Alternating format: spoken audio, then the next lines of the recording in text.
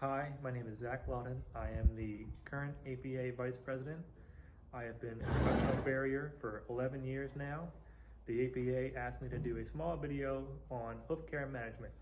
So, I will show you today how to pull off a shoe. There's a number of different ways, but this is the way I was taught and what I do. So, to do so, you will need two tools. These are called pull-offs.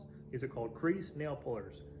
You should have both in your trail at all times if your horse has shoes.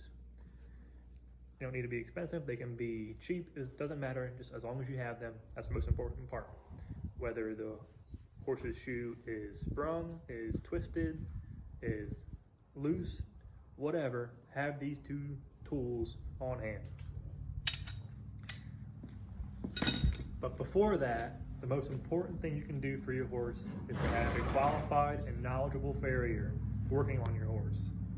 There is no regulation on being a farrier in the US. That's why it's important for all of you to make sure you have someone who can do the best job they can for you and your horse. The go-to saying is, you have no hoof, no horse. Horses that don't have shoes, you still need to be proactive and pick up their feet and make sure they're clean of debris, rocks, gravel, whatever. So still the same thing, got a hoof pick, a brush, all good things to have. Make sure that's all cleaned out. These are called the comments for the frog right here. Make sure those are cleaned out good. Nails and rocks get caught up in there a lot. Make sure all this is cleaned out.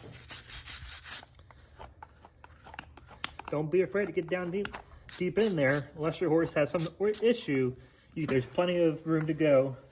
Make sure it's all cleaned out and nice. It's easiest to pull each nail individually with the crease nail pullers. Sometimes that's not possible, so that's why you have to use the pull-offs. We're going to do both here.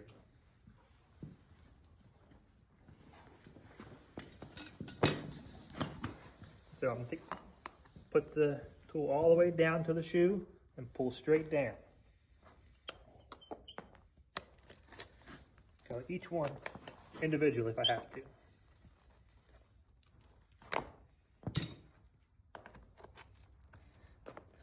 Now say we can't get to those with the nail pullers, we'll use the pull-offs.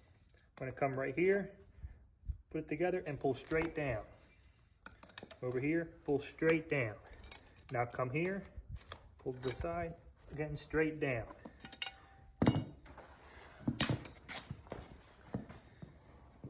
There's a million ways to pull off a shoe. That's the way I do it every day. If you want to learn more, talk with your farrier, ask them how you can manage your hoof care better. Whether your horse is shod or barefoot, you need to have your farrier on a consistent schedule. You don't need to have a immaculate barn with 40-some horses to have a qualified farrier come to your house. You might have to trailer to them. You might have to change your schedule around. It might be more inconvenient for you, but it's worth it to have somebody knowledgeable and qualified working on your horses. If your horse has trouble standing still for the farrier, if it moves around a lot, if it does not like to have its feet picked up or messed with, it's your job as a horse owner to make sure your horse stands quietly and safely for the farrier to work on. Thank you for watching. Time to go ride.